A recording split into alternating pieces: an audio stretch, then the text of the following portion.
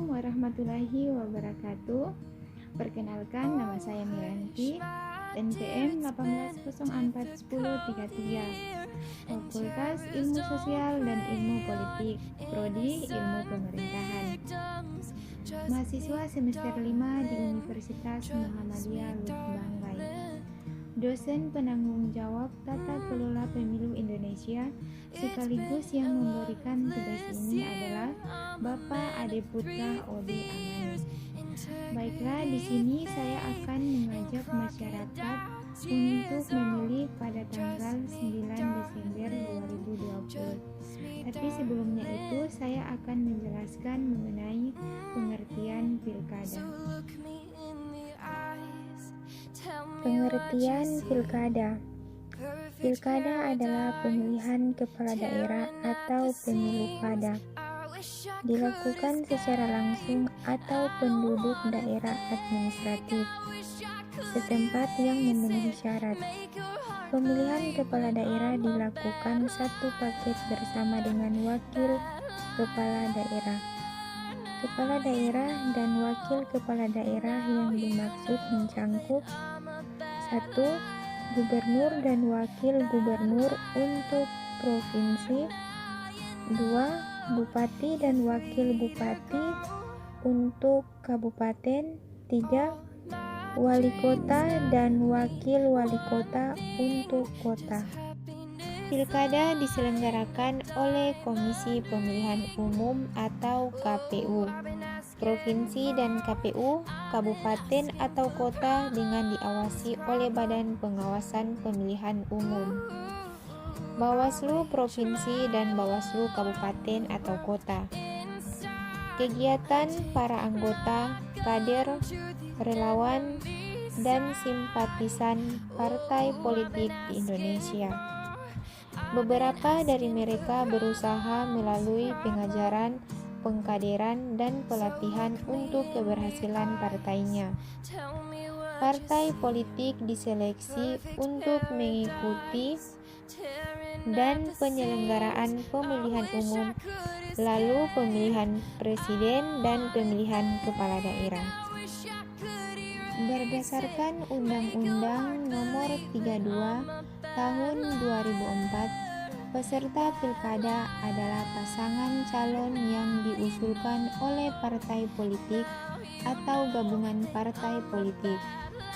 Ketentuan ini diubah dengan Undang-Undang Nomor 12 Tahun 2008 yang menyatakan bahwa peserta pilkada juga dapat berasal dari pasangan calon perseorangan yang didukung oleh sejumlah orang. Undang-undang ini menindaklanjuti keputusan Mahkamah Konstitusi atau MK yang membatalkan beberapa pasal menyangkut peserta pilkada dalam Undang-Undang Nomor 32 Tahun 2004. Peserta pilkada dapat diusulkan oleh partai politik lokal.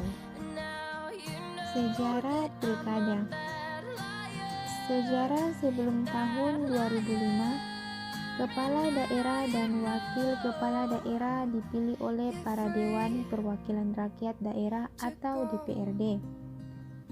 Sejak telah berlakunya Undang-Undang Nomor 32 Tahun 2004 tentang pemerintahan daerah, kepala daerah dipilih secara langsung oleh rakyat yang melalui pemilihan kepala daerah dan wakil kepala daerah atau biasa disingkat sebagai pilkada.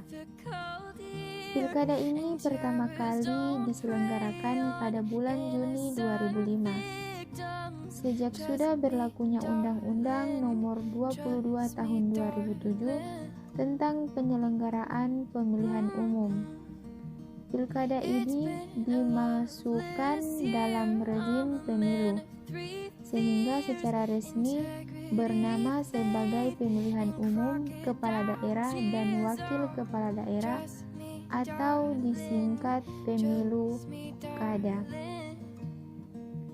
Pemilihan kepala daerah pertama yang diselenggarakan ini berdasarkan undang-undang ini, yakni Pilkada DKI Jakarta 2007.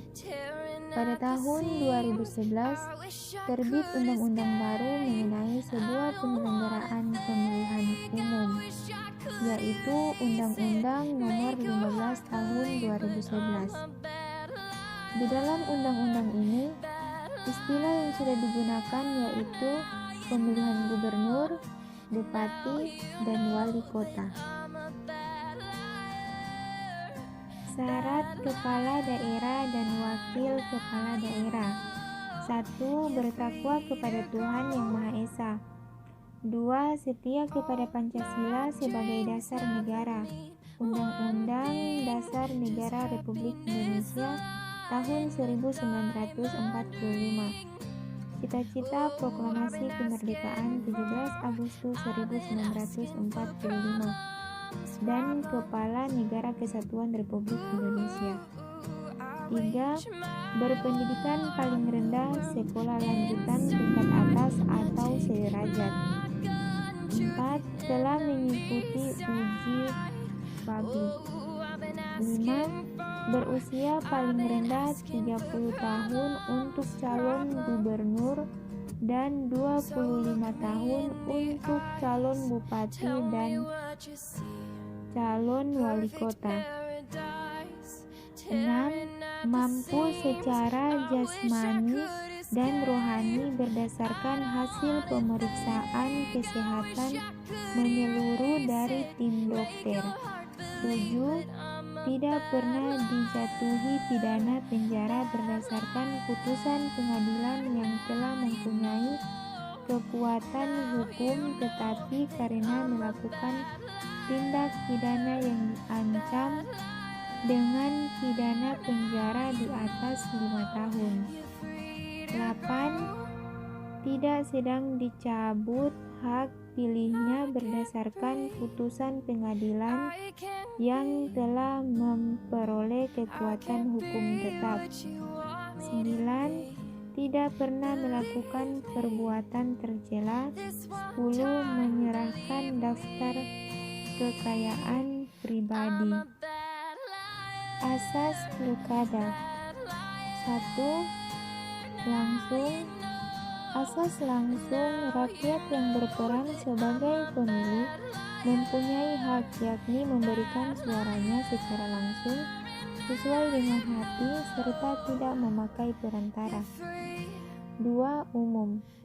Asas umum membuat semua warga berhak mengikuti pemilu. Warga yang berhak mengikuti pemilu harus sudah memenuhi persyaratan sesuai dengan undang-undang yang berlaku.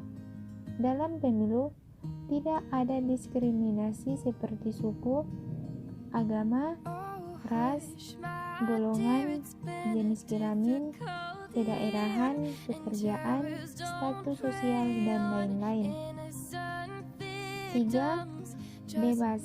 Asas bebas, rakyat bebas dalam menentukan pilihannya.